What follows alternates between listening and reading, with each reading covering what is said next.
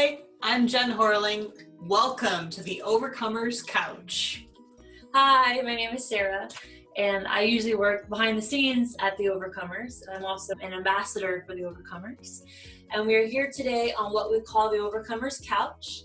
And this is episode 1, where we take off our business hat from working behind the movement, and we put on our Overcomers heart, and we sit with you and talk one-on-one about the heart behind the Overcomers. And Jen, as y'all know, is the founder of the Overcomers.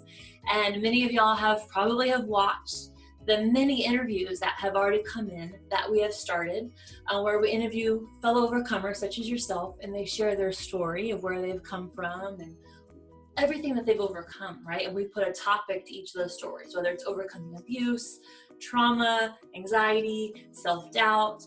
But this, we wanted to dedicate something alongside those interviews called the Overcomers Couch, where we sit down and we dive deeper into those topics, and we kind of go heart to heart with you.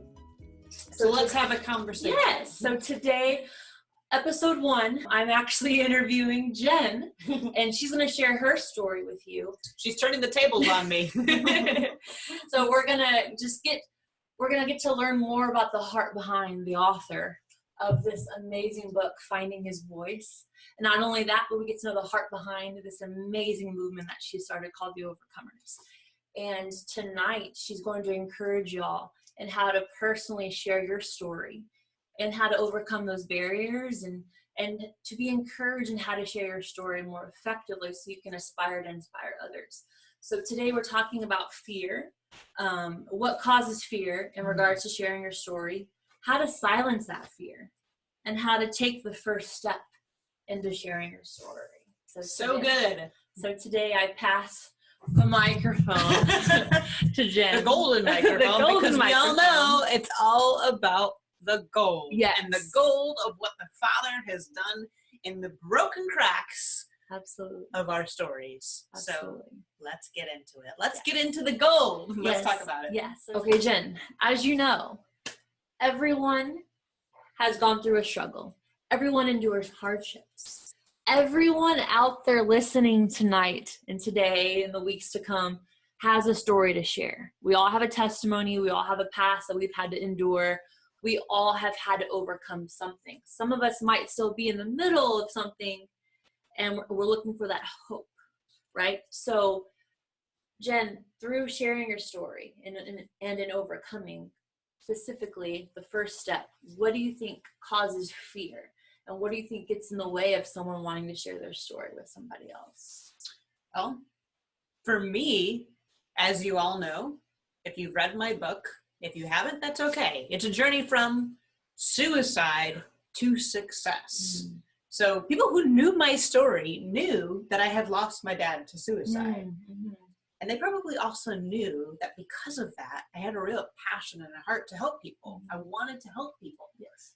But I was actually really, really frustrated and stuck because I didn't know how to take the first step. And I didn't know how. I didn't know how to move forward in that desire. And even though that passion was driving me and was like keeping me up at night, I was sleepless, I was restless.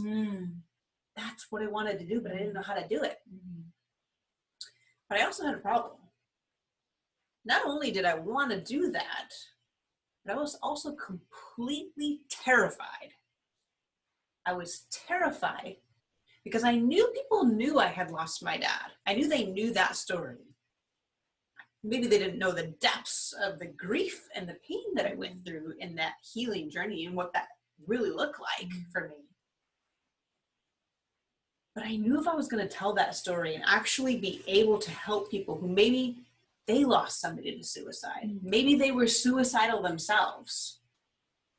And I wanted to help those people by telling them what I went through, showing them that where they're at right now is not the end. Because here I am 16 years later, and I cannot believe what my life is today.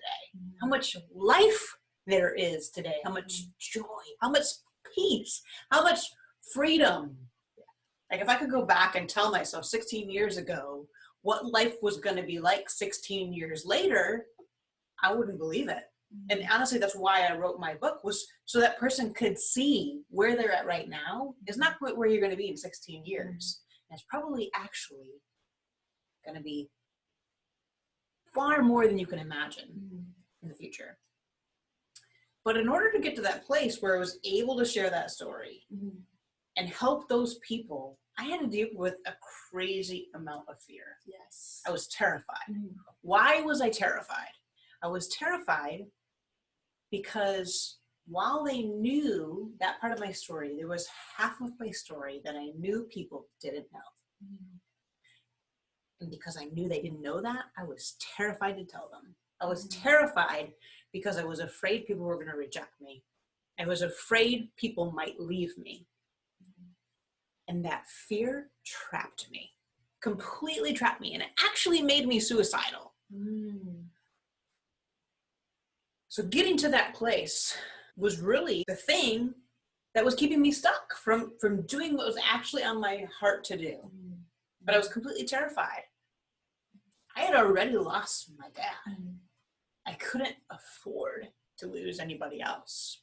So I was stuck. I was completely trapped in that fear. I know so many people out there can relate with that, with fear. I know there's tons of people out there that are stuck in that fear, or they feel stuck because they don't know what someone's going to think or what they're going to say when they share their story. So it's all about overcoming that fear little by little, by knowing that there's somebody out there that can relate with you. And even though you don't feel like you've overcome anything yet and you're still stuck in the midst of it, there's so many people out there that can relate with you in your story. Whether right now you feel like you're just surviving day by day. But if you just have someone to confide in, that's how it starts. Confiding in somebody, sharing a little bit about what you're struggling with, and sharing your story little by little will help you fight that fear. Because what you're really doing is loving on other people in the midst of your pain by opening up and being vulnerable and sharing what it is that you're going through. Because you don't know, maybe the person you work with every single day has a similar struggle to you, or maybe family members might be hiding something from you. You know, we all fight and we all go through something, and we all are fighting a battle that no one knows anything about. So that's amazing to hear. You know, just hearing your story and your vulnerability through the moment and how you got to that next step. And that fear in and of itself, in a way, kind of helped motivate you to propel you forward. In the moment, you didn't see it. But no, I definitely didn't see it in the moment. And that brings up such a good point, because that fear actually came to a pivotal moment.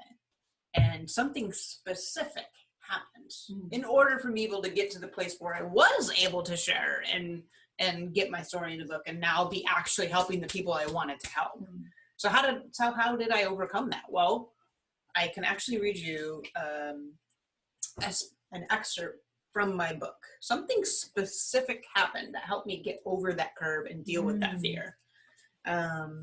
So page 189. So the story is that I had actually two close friends who reached out to me. And like you're saying, they confided in me. And what these two friends shared with me was that they themselves were suicidal. And I had no idea. I had no idea they were even struggling with this. So imagine this. I had lost my dad to suicide. I have a heart for people who struggle with that or have lost somebody through suicide. And here, two of my close friends, within a few weeks of each other, expressed to me that they themselves are suicidal. Because you had the courage to share what was going on. Because of that, they opened up and shared. That's incredible. Absolutely. Well, when they shared with me, though, I was overwhelmed with the depth of emotion that I felt for them. And with one of them, I couldn't get a hold of them for days. And for days, I didn't know if this friend was dead or alive. So as I watched these friends suffer, I knew in that moment that I couldn't worry anymore about somebody that might reject me or about somebody that might leave me. If they knew the second half of my story. Because you know what? In that moment, I realized my story wasn't for the person who might reject me or might leave me or might not understand it or might not understand me. The story that I was going to tell was for that hurting person. Was that hurting person that was now in front of me and was my friend. It was my suicidal friend that my story was for. I needed to share my story for those who were hurting in silence and felt like they had no one to talk to. I cared more about the people who felt that way because it had been me. I had struggled in silence. I had been completely trapped in how I felt, feeling like I had nobody to talk to and I was suicidal because of it. I had to write my book for me. I wished I had had this book in my hand 16 years ago. You have a story that can help somebody, a story that is needed in somebody's hands right now. You need to picture them. You need to picture them holding your book, knowing that it's life and death for them. And what if you don't write it? They need you. They need your story of what you have overcome because it's going to inspire them. It's going to give them hope that they can take one more step, that they're not alone, that what they're walking through, they can get to the other side of. And you can give them that hope. You can give them that message because you have done it.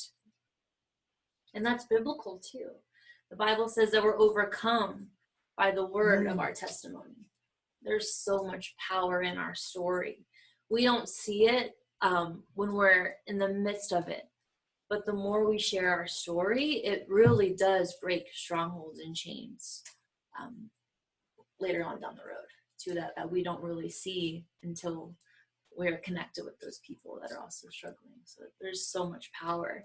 Once we overcome that fear, there's so much blessing that comes with it as we inspire others. Not only is it powerful in helping that hurting person, but I didn't even realize this, that writing my book and telling my story that has power in it was actually going to be healing for me in the process. Yes.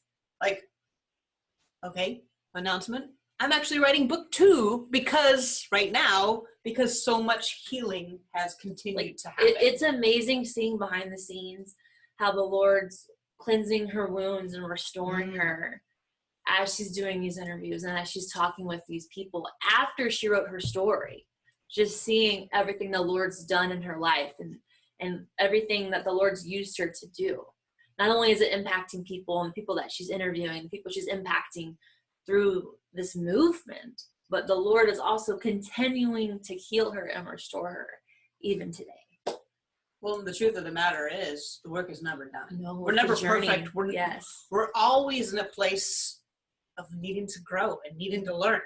Like, there's so much more I need to work on. So it's so true. Like, there's so much more yet to be done. And that's amazing, Jen. Wow. So now that we know what causes fear and what gets in the way of you sharing your story, can you talk a little bit about how to silence that fear so that the voice inside of us can be louder, so that we can more effectively share what the Lord's put on our heart and what we've been through? Absolutely. Well, it's funny because I think it boils down to the fact that there's a lot of voices going on. There's voices outside of us, people we talk to, things we see on social media, television, you name it. Even the battle of our mind. There's so much that goes on. We can be our own worst enemy at times. All the negative thoughts that we're having to constantly fight. And there's also the voice of the Father. So distinguishing those voices is so important, but especially like figuring out when it's a negative voice, it's probably your own. And learning how to control that, how to respond to it, and what to do with it is so important. Your mindset is everything. Which also reminds me of another funny story in relation to how do you silence fear? Well, so that we're able to actually find his voice. So good. Yes.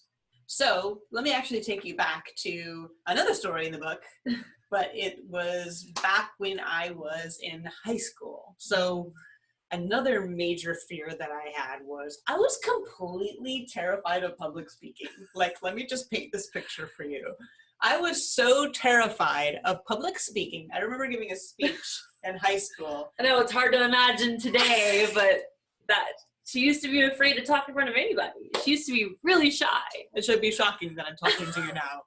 It's shocking to me. It's amazing. It's amazing what the Lord can do when He transforms you. Amen. Well, so let me take you back to high school. I'm in high school.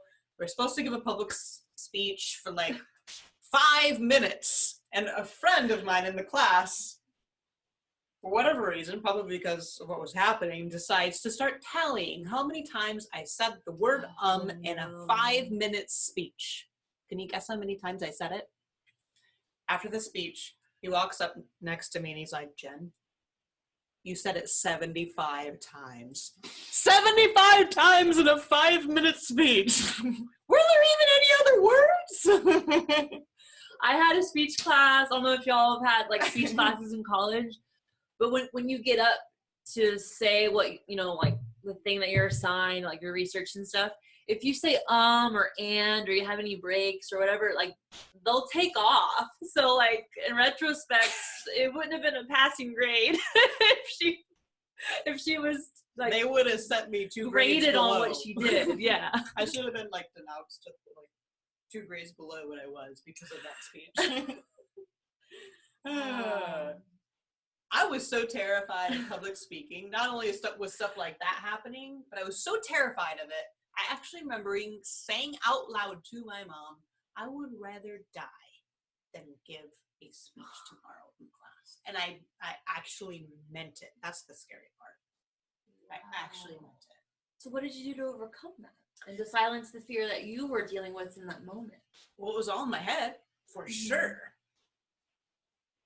But I came to a crossroads. I came to a crossroads then when I was in college. I'm in design school, and I'm looking at the curriculum of the classes I have to take. And mind you, I'm in school for a degree in design, and I had fallen in love with design, and I wanted to do that. It was my dream at that time. And I'm looking at the curriculum for all the classes, and I see it. Mandatory class, public speaking 101. I went, I must just choked there. What? She's giving you a picture of how she really felt. She was choking on her own words. Mandatory? Mandatory? Do you like I'm like leaning into the microphone? Like, can you hear me? That was mandatory. I was at a crossroads.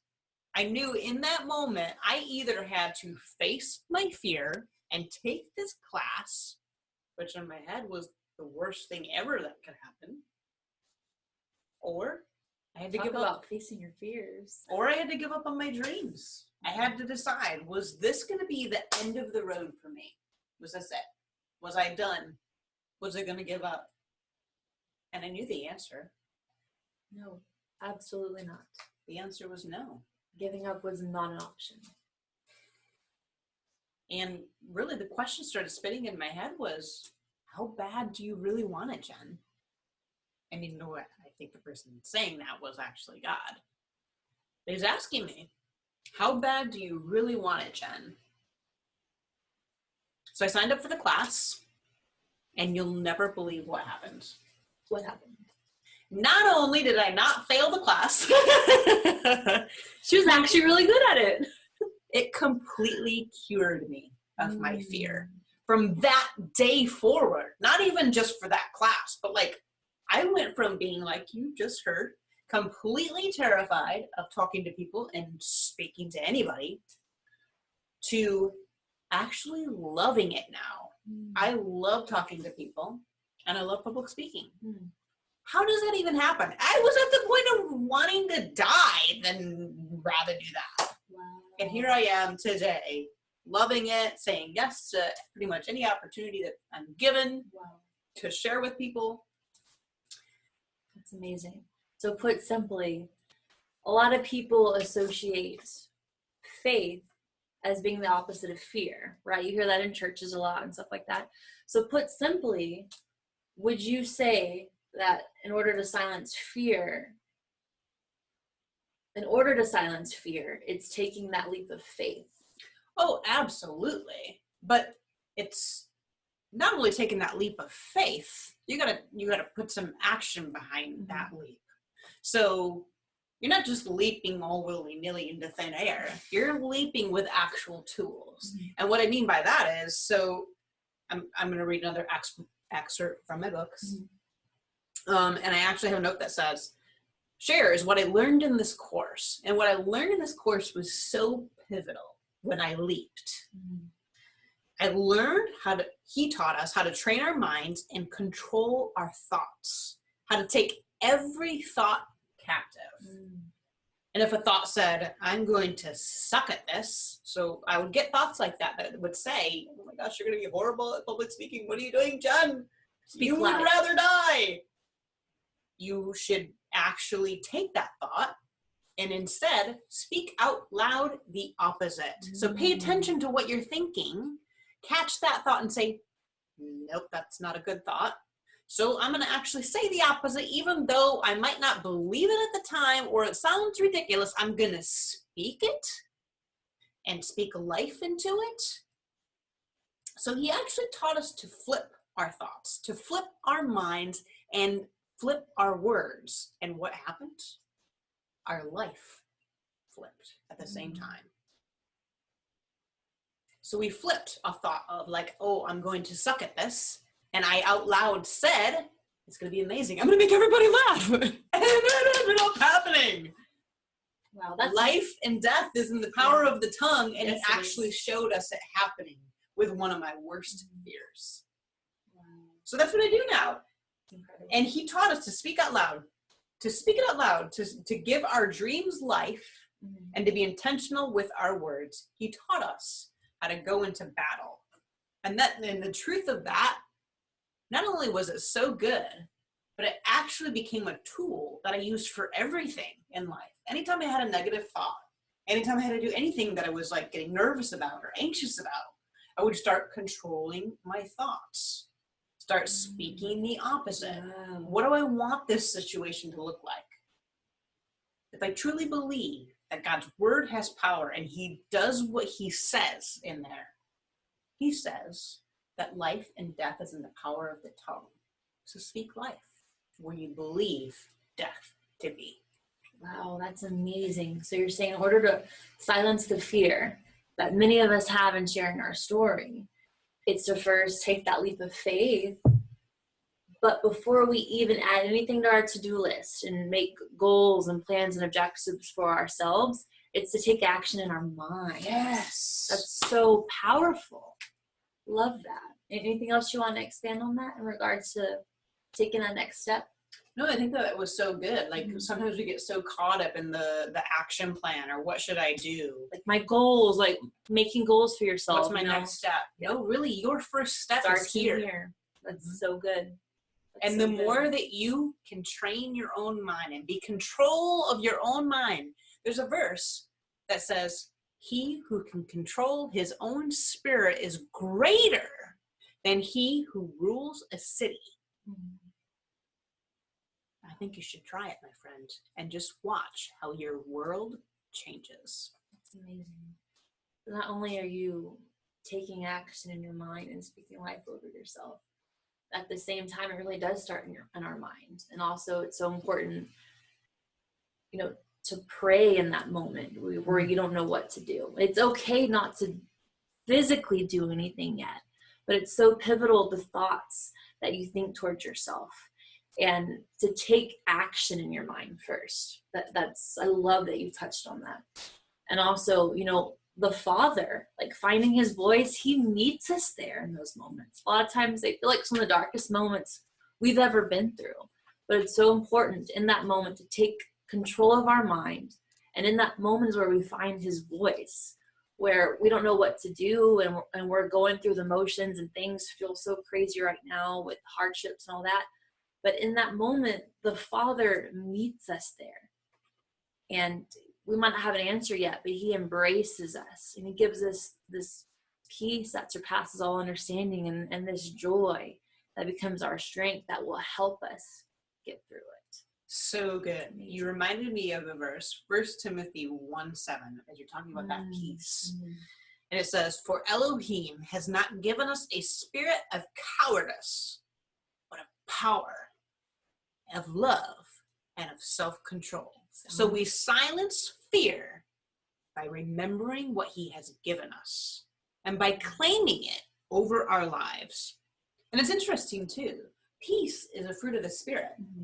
It's something he gives us. All we have to do is ask him for it. So not only do we need to claim it over our lives, we have to consciously rule our own spirit and reject fear in the process. Matthew 16:18 says, "I will give you the keys to the kingdom." Keys to the kingdom. Whatever you bind on earth will be bound in heaven, and whatever you loose on earth will be loosened in heaven. Bind that fear, friends. In the name of Yeshua, bind it and send it to the pit. Yes. I know we're talking today to people who have overcome or want to overcome. Right now you have a chance. Bind that fear in your life and send it to the pit. You have all power and authority over wherever your feet touch, and by the blood of Yeshua, to rebuke the spirit of fear, because it really is a spirit that can torment us. People who know what the Father has done in their lives, if you know what the Father has done in your life, take authority over what he has already given you. Revelations 12:11 says, "They triumphed over him by the blood of the Lamb and the word of their testimony. They did not love their lives so much as to shrink back from death." There is power in your story, friends. That power is the Father. It's the gold running through all the cracks in your story. So what are you going to choose? Don't let fear stop you anymore. 2 Corinthians 5:17 says, "If anyone is in Christ, he is a new creation. Old things have passed away. Behold, all things have become new." You're not the old anymore, friend. Remember that. You are not the victim. You are the victor. That's amazing. You are the victor. And in silencing our fear, it helps us take off that suit, that, that victim mentality we tend to get ourselves into. Yeah. That comes off.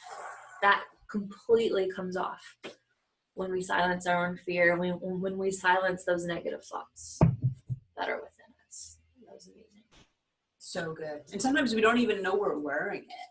I remember being at an event one time where I was walking through forgiveness, and forgiveness of myself for wrestling with things that I had wrestled with. And I was shown some stuff from my past that I had forgotten about. And I was like, oh my gosh, I need to forgive myself for not doing this, or I need to forgive myself for not doing that. And as I walk through the forgiveness of those moments, like you're saying, all of this weight just fell right off of me to the point that I literally physically felt lighter walking out of that room. And I had put that own weight of negative thoughts, negative feelings upon my own shoulders. And I didn't even know it. Yeah, I've done the same thing too before. And it's so important in that moment, like, to really take our thoughts captive. I think that's the one thing that really kept me afloat, was taking my thoughts captive. Because there's so many times where, I haven't shared my story yet with the Overcomers. That time is coming. Yes, it is. But I she remember, has a powerful story. Been through so much trauma, so much chaos. And I remember, like, through learning, through going through these conferences with Destiny Global, like learning and just kind of bringing identity to the situation. My identity is in Christ, but so many times when I was dealing through all that crazy chaos and struggles and stuff, like, I didn't realize how many times I was speaking death over myself. And it really took all the air out of me spiritually, where I was not silencing my fear. Everything I was doing was causing even more fear to enter into my life, where it felt like I was just crawling through life. It was like the wind like hit me, and so it's so important for us to deal with these fears in a healthy way. And so with that being said, a lot of our viewers think that they're dealing with their fear, and they think that they're dealing with the negative mindset and all that stuff, but in reality they could just be using coping mechanisms. So can you kind of help paint that picture of when they know they're on the right track of healing and it's not just a coping mechanism, like taking that next step? I knew I was on the right track when I was actually meeting people who were struggling with what I was struggling with. And they were coming to me saying, Jen, how did you do this? Jen, how did you get through that?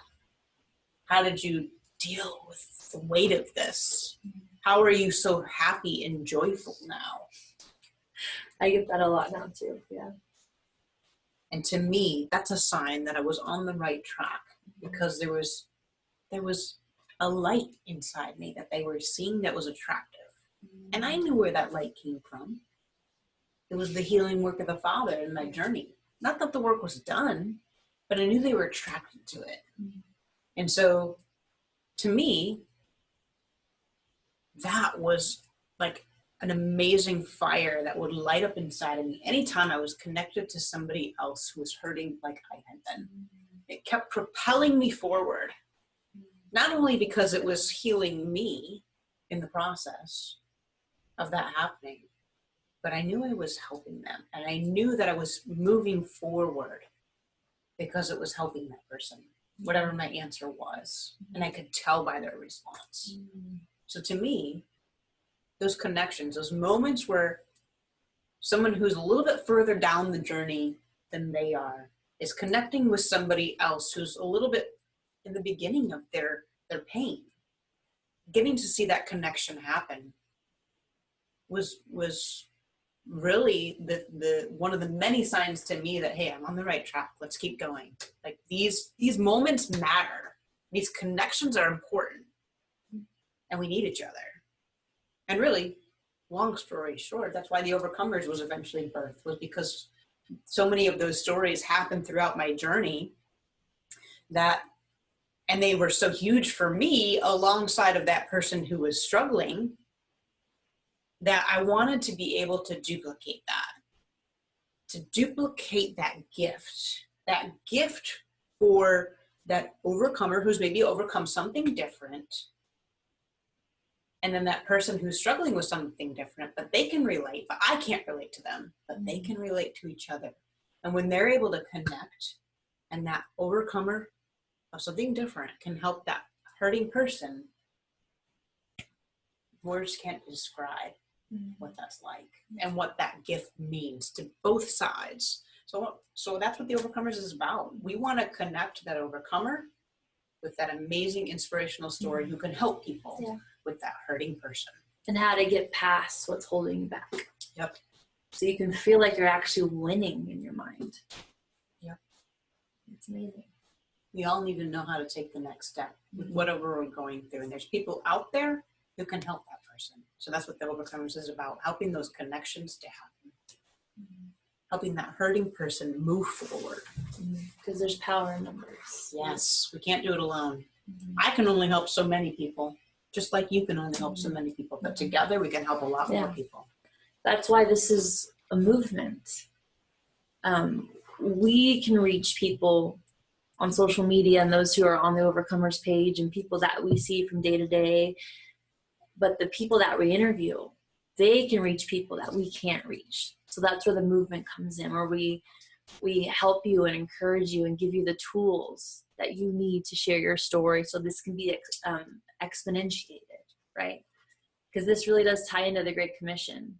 You know, the Bible tells us to share the good news with everybody around you, and how there's power in our testimony and how to share our testimony more effectively so that he gets the glory, so that people can see what he's done in our life And the whole concept of being filled with gold so he can reverberate through us, and that glory can ebb and flow in the cracks of our whole story. Because really we're just a vessel, we're just a vase, and he's using us to impact other people's lives. And I'm sure a lot of people might have seen the story of a lot of object lessons are being done that I've seen growing up, of the two vases. There's a brand new clean vase, and then there's I a have never vase. seen it. It's amazing. I think you saw it at the last the Embrace conference we had. But there was an object lesson where there was a beautiful vase, and it was polished, it was brand new, it was just glistening, right? Then there was a vase that had been through a lot. It had been dropped. It was just kind of in pieces. There didn't seem like there was much value left in this vase. It was just in pieces. And the owner glued it together as best as he could. And so it was still you could still tell it was a vase, but you couldn't fill it with water. You couldn't put flowers in it. It looked like, from an outsider, it had lost its purpose. But once this speaker put a light inside each vase, the one that had cracks illuminated so much more brightly than the brand new one. And so I want you to know that there is purpose through your pain. There's purpose in your story, because once they put that light in that vessel of all the broken cracks, the light that shined so bright through every single crack. And also the heart behind the Overcomers is a Japanese art form. You want to talk more about that? It's actually called kintsugi. And I love how the way you describe that, because when you think about those vases too, we have this like weird sensation that we are supposed to be perfect. And unless we're perfect, it's exhausting. There's something wrong with us, or that we're not as beautiful, or that we're embarrassed or ashamed. But the truth of the matter is actually that it's the brokenness and the broken cracks and the messes and the things that we're afraid to tell and talk about, where his work in our lives in those places actually shines brighter through our story than if we had been perfect to begin with. Mm-hmm. And that's really how it relates to the Japanese art of kintsugi. So kintsugi, if you've never heard of it, which is the inspiration for the Overcomers and the branding of everything. And the gold that runs through everything. It's actually an art form in Japan where they take broken pottery, and it's like a vessel that has been broken for whatever reason, and they pick it up and they take gold and they fill liquid gold into the broken cracks, and they piece the broken pottery back together. And so in the end, the broken pottery with these cracks filled with gold ends up being more beautiful than the pot was to begin with. Mm-hmm. That's what he does with our lives. Mm-hmm. What he has done in the brokenness and the journeys of our lives is more beautiful than they were before. And that's why God says to just come as you are, because he knows our future, and he knows how our lives are going to end up, and the gold that will ebb and flow through us from sharing our story and through being an overcomer. He sees that before we even do. So that's why he's saying, just come as you are, and give it to me. And he'll bless us, and he'll heal us, and he'll give us purpose through our own story to share as well. Power in that. So Jen, in now sharing with what causes fear and how to silence the fear, then you talked a little bit about overcoming and the story behind that. So Jen, how would our viewers take the next steps in sharing their story? Yeah, so really the next step is figuring out who you're writing to and why. Or I guess whatever it ends up being. It might not be a book. Maybe it's a YouTube channel like this. Maybe it's a social media thing. Maybe it's a conversation with another friend. Maybe it's a public speaking engagement. Mm-hmm. Who knows what the reason is or where you're sharing your story. But the point is, you need to know who your story is for and why. For me, it was people like not only myself 15 years ago that needed it, but it was also for people like the first story that came in, the first testimonial that came in after my book was released. Somebody that I didn't even know really well. I wasn't even friends with them on social media. They saw my post from someone else sharing it, and they messaged me, and they messaged me because their daughter was depressed. Their daughter was cutting herself, and she had a suicide plan. This family was distraught, not knowing how to get their daughter help. They loved her, and they knew God loved her, but she still needed more help. They wrote me after they saw my book release, and they thanked me for writing my book, saying how excited they were to get her more hope. More hope that today was not the end. To be able to look past today, to get a picture, a glimpse, that maybe there's more yet for her story too. You gotta know who you're writing to, and you gotta know why. You need to know that one life that needs your story more than anything else. That's really the next step, is figuring out who you're writing to and why. So who is that person for you? If you have a hard time picturing who it is, picture yourself, because your story actually relates to the previous you. So go back to the beginning. Go back to before all the trauma happened, before all the pain and the hurt happened, or right after it happened. What did that previous version of you need to hear? What did they need to hear? Did they need to know that tomorrow is going to be okay? You're going to make it. That's me. You're loved. Yes. There's people out there who care. Speak to that previous version of you that needed to hear your message. That's the easiest way to do it, friend. It's amazing. I love that. And even your book is filled with examples of that.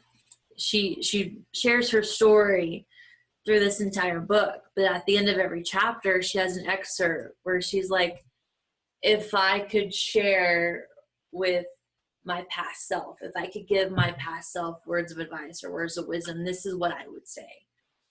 And it's so easy for us to give advice to our friends, to our younger siblings, to coworkers. But what advice would you give yourself right now, and what to do next? Would help tremendously. Absolutely. Absolutely. Wow. Thank you so much, Jen, for opening up your heart with us tonight and sharing your story and sharing with us a little bit about, fear, and encouraging us to share our story more effectively by getting to the root of what causes fear, of how to silence fear, and what that next step is in order to share our story.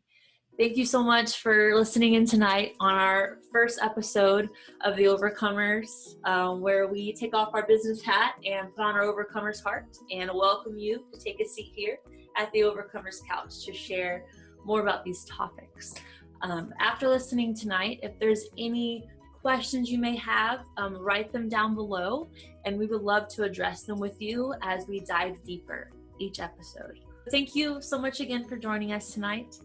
I'm Sarah Laughlin, an ambassador, and I work behind the scenes at The Overcomers. And I'm Jen Horling, the founder of The Overcomers and author of Finding His Voice. Thank you again for tuning in with us tonight, and or whatever time of the day it is for you. And thank you for joining us for episode 1 of The Overcomers Couch. We look forward to seeing you for episode 2.